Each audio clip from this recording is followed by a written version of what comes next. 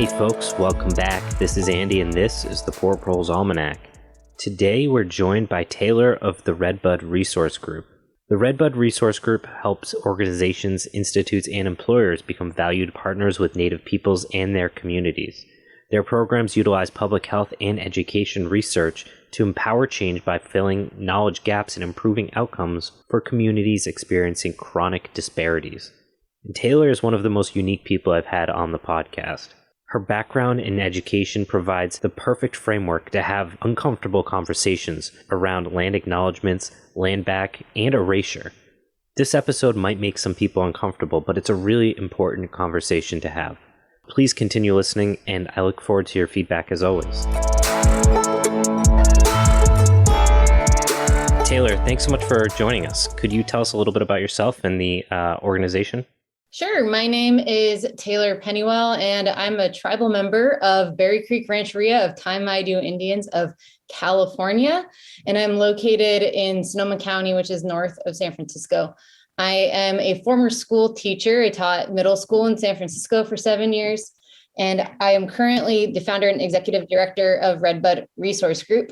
We're a all-women Native-led nonprofit that is working on addressing public health and education disparities in Native American communities.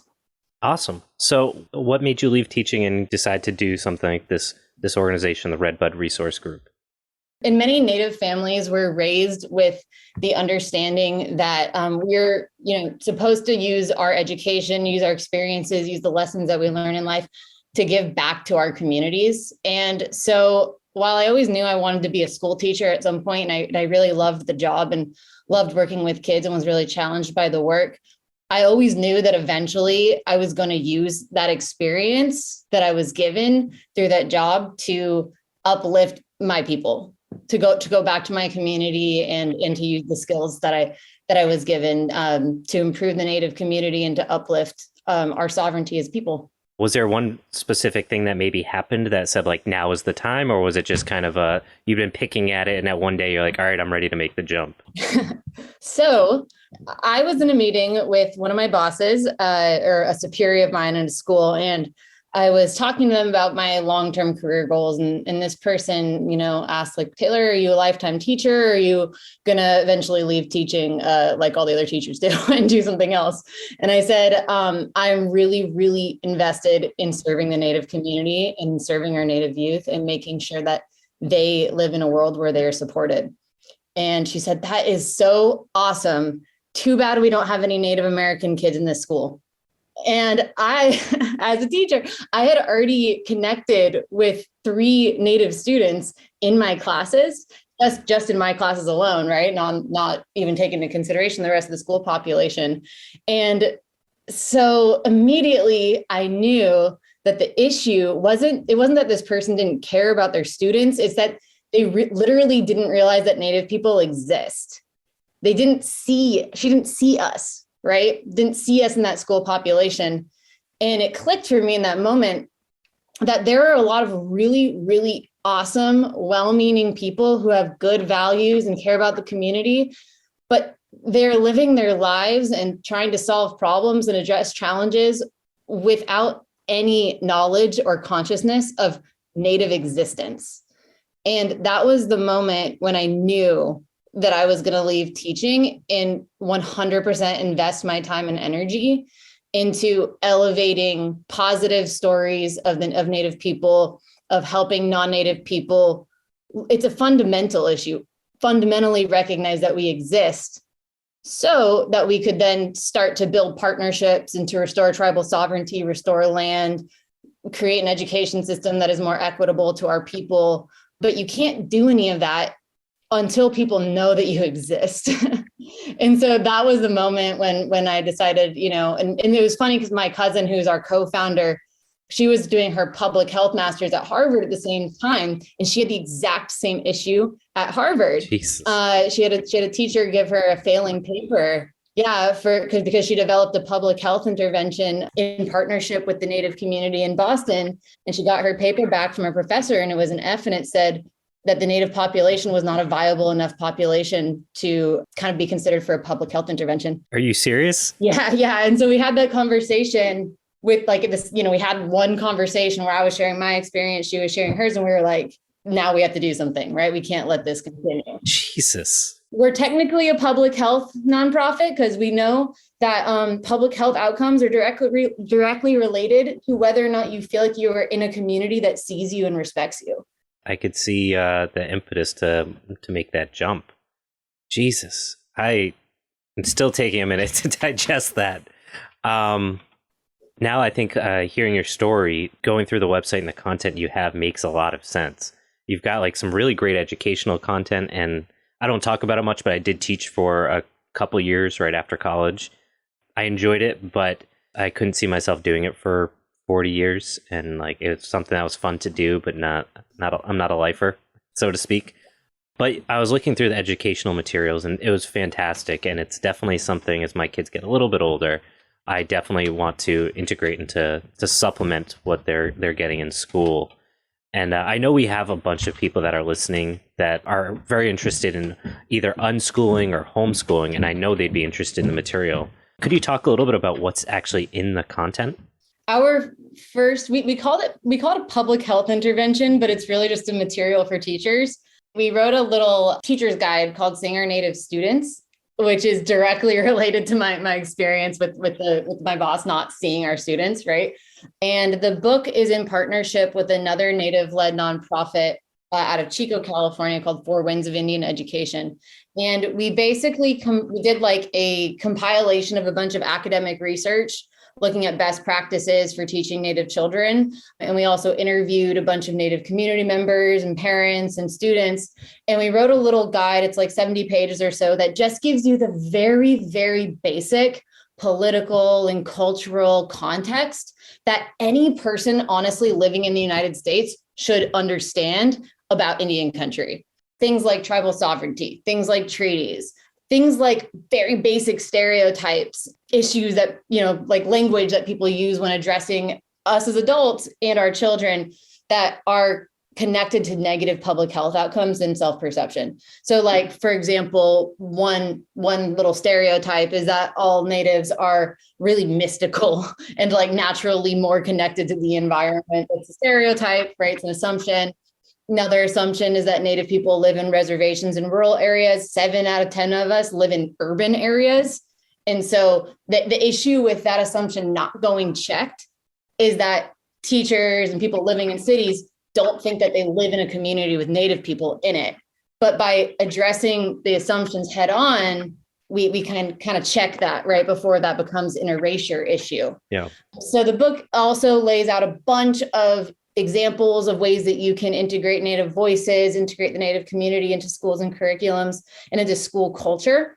That's one source. We made a animated video guide that is covers all the same topics, but in a little bit more detail. And it's available for free on our website, redbudresourcegroup.org, and also on YouTube. And I think that those videos, not only are they great for adults, but they are teachable for kids. So if you want to teach about tribal sovereignty, if you want to introduce the idea of Native geography and the fact that the place that you live is actually Native land that is rooted in thousands of years of story and relationship, we have little videos that can introduce that idea to the adults and the children in your life. We also have a couple curriculums that we've developed as well. That's awesome. You brought up like a lot of really important points, and like as a generic white guy, there's a lot of discomfort around a lot of these subjects that you're bringing up. So like I want to pick on one a little bit. You brought up the stereotype of like indigenous people being more in touch with the landscape. As somebody that deals a lot with pretty far left leaning people, especially around conversations like landback, I always feel like we're like very much dancing on this line of racism because of this, like, we need to give the land back because they can manage it and they know how to. And it's like, well, I'm not disagreeing that we should do these things, but assuming just because somebody is indigenous, they can fix 300 years of destruction from colonialism is kind of racist. It's racist, and it's also skirting responsibility, right? Yeah, it's like really, I feel uncomfortable and dirty in like making those like jumps. And people are so uncomfortable of just like having the conversation and just saying, hey, I'm uncomfortable. And like, I'm not sure what the right answer is, but like, this doesn't feel right. It feels like it's a really dangerous position to make, or like just to even like broach the subject. And I really appreciate the fact that your work is like touching on that, because part of our problem is that and as a teacher, you definitely know this, like we pretend that racial inequities and racial divisions either don't exist, or that like that was a problem a long time ago and like everyone's happy today, or even if things aren't good today, the color blindness still exists. The way this content is developed, where you address that really well. So I really appreciate that. I totally attribute that to my time as a middle school teacher in a very, very diverse school district. As you know, as a former teacher, like you have to learn how to hold energy and to hold space and to make people feel safe to make mistakes. And I can say that training has been so helpful and has helped me from taking people's growth in this area of work, not personally, because I'm getting up in front of people every day and talking about my story, my family story and history. It is super personal and emotional and can be traumatic to talk about, right? Having those skills to navigate really difficult conversations. I feel like I only could have got that through teaching like the hardest grades possible to teach. When I was in college and I did my externship teaching, I wanted to be a high school English teacher, and they're like, well, there's no high schools that are looking for interns right now, so you're going to go do your teaching assistants at 8th grade middle school. And I was like, you got to be kidding me. And that experience is probably the reason why I can say to you right now, like how that made me uncomfortable, because like there's just a lot of those conversations, and it's super uncomfortable, but also like really important. It's almost like that uncomfort is part of the resolution. Yeah, it's funny because I talk to people who help us develop their programs. Like, oh, like you're going beyond land acknowledgements class or whatever is really, really clear. What were you thinking when you designed it? And I'm saying, I'm thinking about what an 8th grader would need. And it's not to be, like not to undermine anybody or like people are adults. We treat people like adults, of course. But we also have to recognize that this is information that we were supposed to start getting when we were children. Things about tribal sovereignty, things about the indigenous relationship to land, about our plants and our animals and our relationships to those things and our values. We were supposed to get this when we were young and we didn't get it. So we have to start at that level, right? And in that process, like anything, it's much less intuitive as an adult because you've been rewired another way. And it's a slow, uncomfortable process. Mm-hmm. Yeah, I love going into trainings with teachers. I do a lot of trainings with high school teachers, and a lot of Native people, like when we teach about stuff, we don't really teach about our culture because a lot of our cultural knowledge it stays in the family, or stays in our tribes. But one thing I often emphasize is sovereignty, tribal sovereignty. And I remind teachers that we are the third. So the United States federal government in the Constitution names 3 kinds of government that it has a relationship with. It's foreign nations, it's state governments, and it's Indian tribes. And so it is written in the earliest documents of the founding of this country that if you want to be a democratic citizen, you have to know how to have a relationship with that third government, right? And that's Indian nations. And Native people, particularly Native lawyers, are really good at using that argument to help us with land back initiatives, with water back initiatives, getting our input on that 30 by 30 plan, right, that are being developed across the state and the world to address climate change. And so when I go into high schools and I tell teachers, like, this is your responsibility as a high school English teacher, a high school history teacher, you signed up for this when you took your tests and all that, right? You have to make sure that your kids, if you want them to be responsible democratic citizens, they have to know how to interact with Indian governments, with Native governments. It's written into the Constitution of the United States. Not only that, but we believe it's a fundamental right we've had before the founding of the United States. And it kind of blows teachers' minds, but I also think that most of them are really excited about it because it's new territory. It feels hopeful, right? It feels like those relationships might illuminate new solutions to problems that we're experiencing that we haven't thought about before. It also engages students in a different way because data shows that people are really interested in Native culture. It's a part of what makes our work, I think, easier sometimes than groups that represent other minority groups is people really like Native American stuff, Like they love to wear Native American clothes and fashion.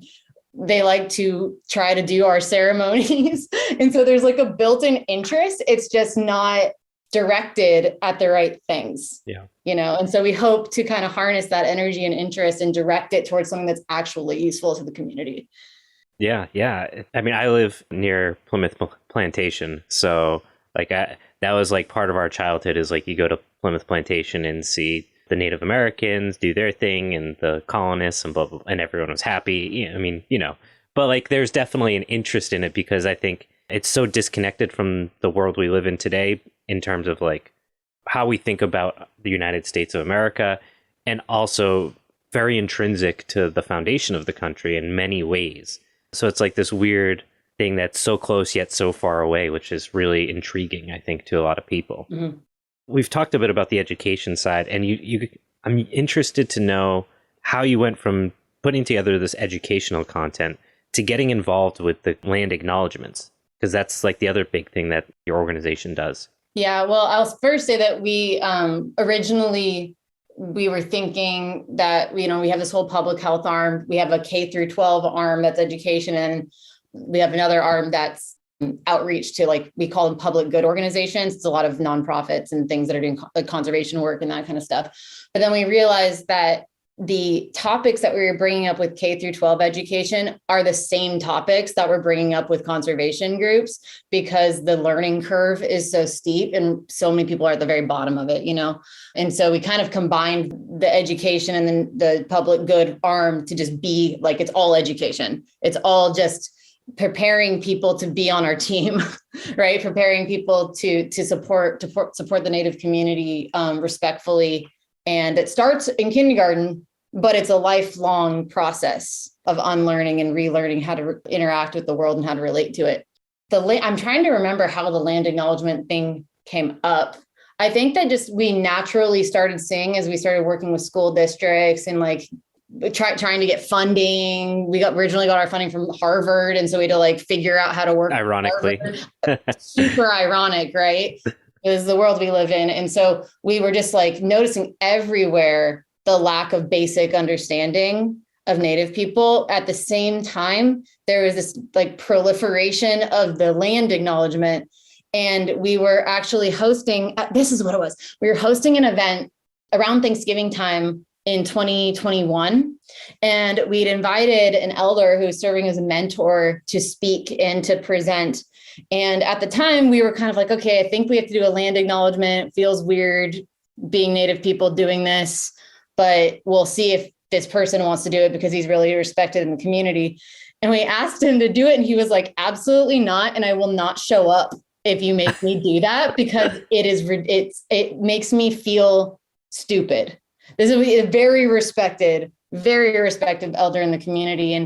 And he kind of just expressed that like he didn't feel comfortable acknowledging his own existence in front of an audience of white people who were coming to learn from him. That's very respectable. Yes. And I never like thought of it that way. I just thought it was a thing that you had to do, I just kind of accepted it. And hearing from him made me like really stopped me in my tracks and made me reconsider what the actual purpose of that acknowledgement is and how Native people feel about it. And I will disclaimer, many Native people are going to say like, you should give a land acknowledgement. They might help you write it. I tell people you should never ask a Native person to give an acknowledgement. I learned my lesson during that event because the land acknowledgements aren't for Native people.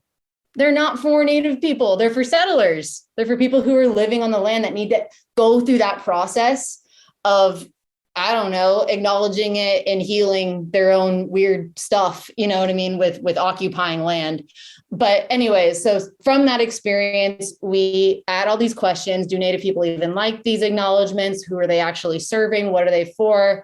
And it led us to this idea that we needed to create a program, and we ended up calling it Going Beyond Land Acknowledgements, that is going to push people to go beyond them and to understand how they can do it. And one of the fundamental parts of this program is that we have a spectrum. We're going to call it an allyship spectrum for now, but that feels a little bit like fluffy. But it's a spectrum of actions that a person can take. And we help people understand that you can be doing an action that you think is really, really great for the Native community at the same time that you're doing an action that is actually enabling the erasure of our people, or that's actually kind of supporting the ongoing genocide of our people in the case of California.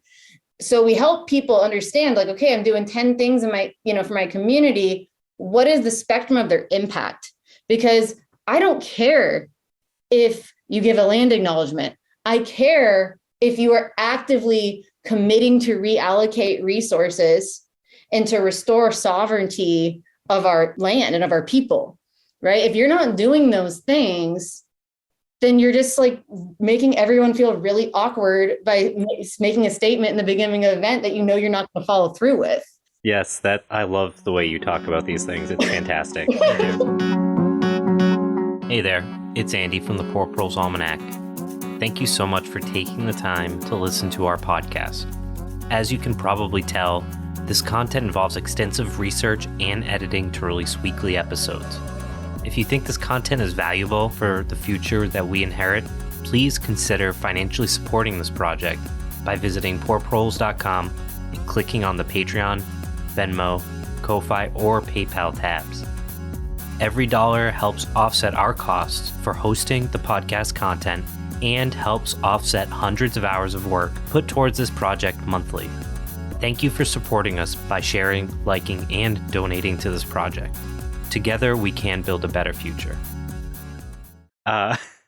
Yes, so you've basically hit on like all of my issues around like a lot of the stuff you see around landback, or land acknowledgements rather, because people like use that as like a point to just be like, this is the thing that's important. Like, we're on unceded territory, blah, blah, blah, but okay, what? And then what? And that's where I feel like nobody ever has an answer to, and then what? Because of a lot of issues around the fact that, like you said, in your own experiences, indigenous people have been erased in their own communities because people have these very broad stereotypes of what indigenousness looks like. So people, especially white people that want to, progressive white people that want to do the right thing, they just say like, oh, I'm on this unceded land, and that's that. They don't do anything to think about the local ecology and the history that's buried within that local ecology, the people in their community who are indigenous, who, again, they don't see, just like you had said, and they just go along with their day and nothing changes. Mm-hmm. Yeah, and it's really complicated. And like we are still figuring it out as we go and learning from our elders and people who've been doing this for decades before us in much harder conditions, I might add. But, there's some really positive growth within the Native community. Like there's growing tribal consultation laws across the country. In November, Biden signed an executive order is explicitly calling for more resources to go towards helping federal institutions and organizations partner with Native people for conservation purposes. And then there's people learning, even within the Native community, learning about tribal sovereignty and how it can be harnessed from a political and legal standpoint to gain us access to our land and our water. There's so much positive momentum. The challenge is to connect all the dots between the federal government, the state government, the county, the land trust, the conservation groups, the schools, the tribes, because everybody is figuring it out as we go. And we're finding that there's also often a lot of disconnect, and people don't know how to communicate across their cultures and communities. Native people, I can speak for myself and just observations, like sometimes don't feel very comfortable, don't feel very safe, right? Communicating with conservation or environmentally leaning groups, they do not feel safe. And it's legitimate. It's because our bodies, our information, our spiritual practices have been taken from us, and usually for profit, for hundreds of years. And so there's a lot of healing that has to happen on that side, right? And that can only happen from within the Native community. We can't heal, like somebody else can't heal us. We have to hold that within ourselves. But at the same time, the olive branch that we can offer as Native people who've had the privilege to go to school and get to, live in cities and get to travel and do all these things, is we can help the other side, the non-Native side, kind of process their own relationship to those challenges so that we can find a middle ground and starting to get that conversation flowing, as soon as possible, because we really need it. We don't have time to waste. Yeah, there's a lot of issues going on. Ecological destruction and climate change, and the fact that our school systems are just, there's no money to keep them going the way they are, never mind improve them, which is what we desperately need. Mm-hmm. So like this kind of stuff, trying to build that supplemental content and helping people work through these major psychological weights from generations of harm given from basically mostly white people. It's a challenging subject. There's not an easy answer, and the answer for everyone isn't the same. And I think that's a part that gets, again, lost, especially on the side of white people who want to make things better but feel uncomfortable with those conversations. So they just grasp at like vague, big picture ideas like landback without actually doing the dirty work of going through this process of having these conversations and thinking about like what do I have to do individually for my community and where I exist today. And it's tough. So I want to ask, one of the challenges that I see personally, you talked about like this erasure of indigenous people.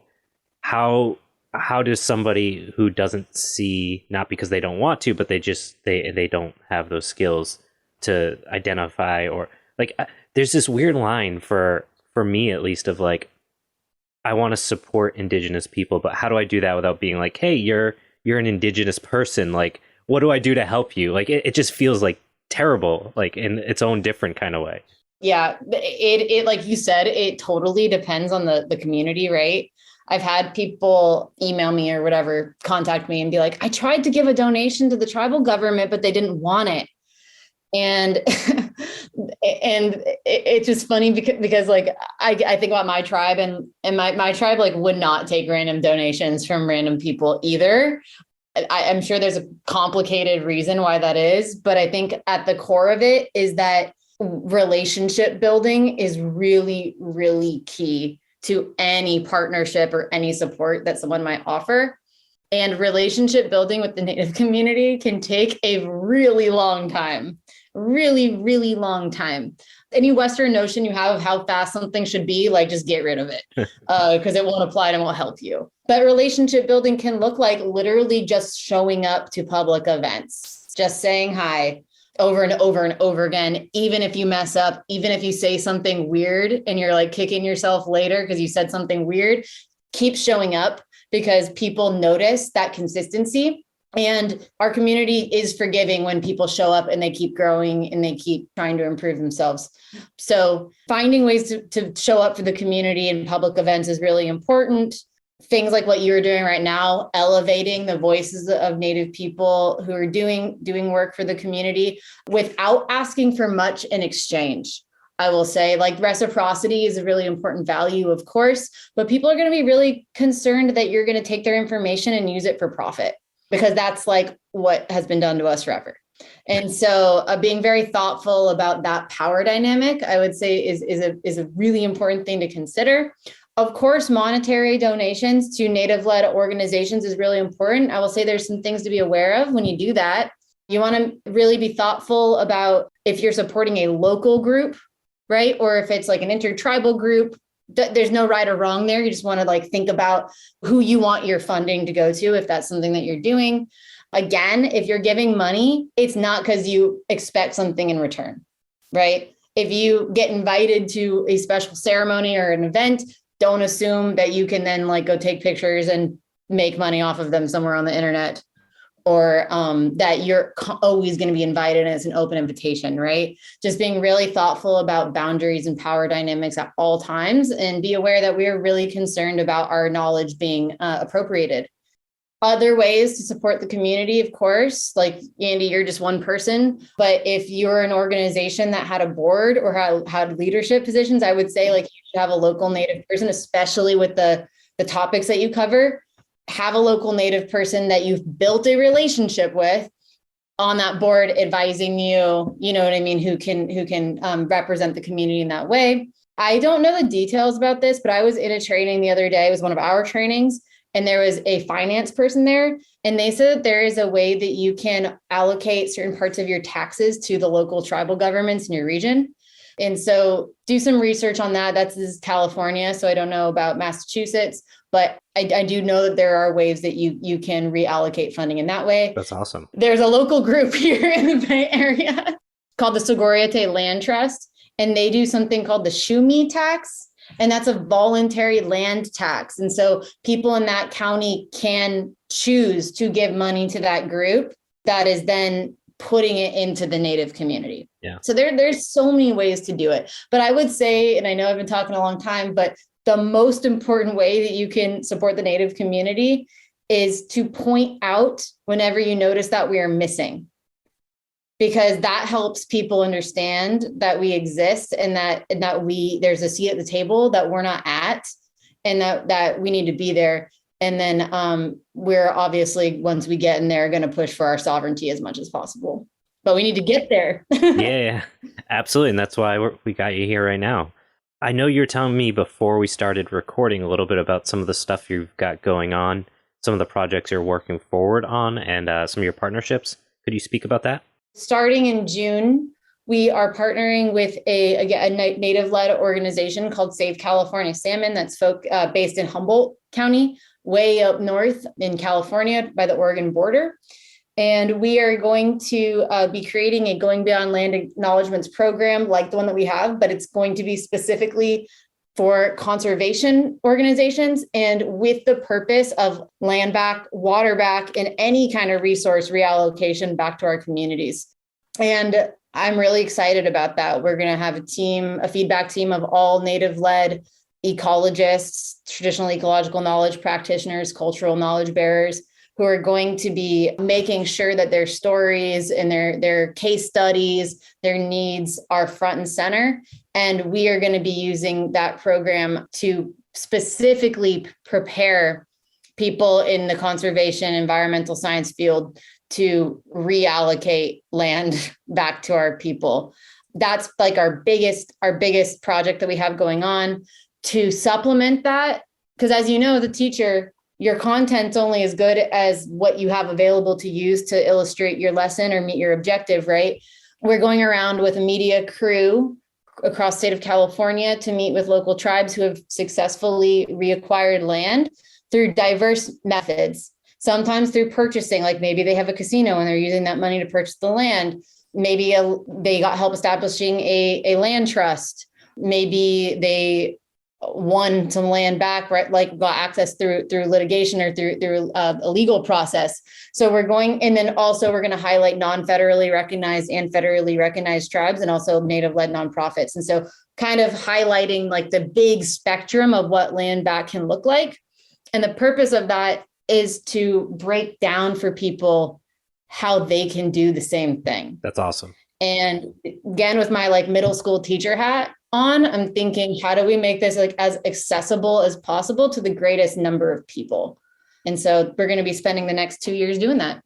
Well, when that content is ready to roll, you're going to have to let me know, because I'm going to definitely want to pick your brain. Yeah, totally. And like I said, I'm a learner too. I'm definitely not an expert on land back, but I'm surrounded by people who are smarter than me. It's the best place to be. Yeah. Yeah. For people that want to support Redbud Resource Group, where can I send them? So you can go to our website. It's redbudresourcegroup.org. And I will mention Redbud is a plant, and there's an East Coast one and there's West Coast one, but it's a very special plant that is used for basket making in the Native community. I don't know about the East Coast, but on the West Coast, that's what it is. And you can see it in the back here, but our logo is a redbud basket. That was my great-great-grandmother's basket. And so that's why we're Redbud. That's awesome. I just wanted to say that because some people like think that it's weed. It's not. But you can go to our website, redbudresourcegroup.org. We have a newsletter. You can contact us. We also have public events that are on our calendar on the website. We have some school PDs. We're doing like a professional development with the Smithsonian in a couple months. That's free and open to the public. But then we also have our Going Beyond Land Acknowledgements public masterclass as well. And that's on Zoom, right? That's on Zoom. And that is one meeting of a 6-meeting program. So we offer like the first meeting. And then if you have an organization, you feel like you need the big one, then we can talk about that too. But the first one is available to anyone. Awesome. And you guys are also on Instagram, right? We are on Instagram, Redbud Resource Group. And I don't think that we're on anything else. It's the only one that matters. I can't keep track of all these things. Yeah. Yeah. Taylor, this has been fantastic. You've been a wonderful guest. Thanks for having me.